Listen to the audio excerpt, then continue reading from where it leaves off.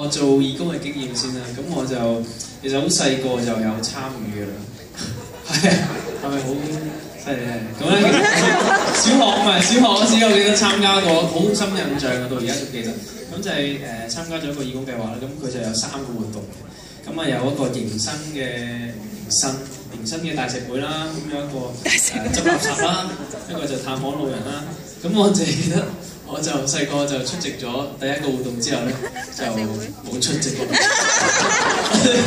係跟住我就嗰時，因為應該係媽咪都叫我參加，所以我就冇發自內心去做嘅一件事。咁我覺得即係諗翻起而家其實呢個青春起義呢個計劃咧，其實係全部都係自己去參與㗎嘛，自己去發動所有嘢，唔係人哋安排晒所有嘢。所以我覺得呢一個計劃係非常之好，非常之有意義。因為即係發自內心去做，大家係諗一啲嘢去點樣去幫人啊，點樣去做一個義工咯，我覺得非常之好。咁我下年睇下有冇機會，我都諗一啲計劃去實行，希望大家都會參與一下嘅。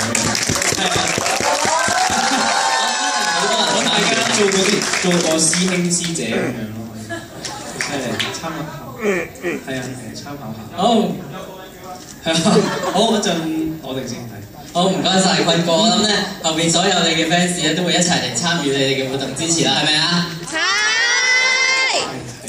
好，咁呢個時間我知道啦，你嚟到當然唔係淨係分享啦。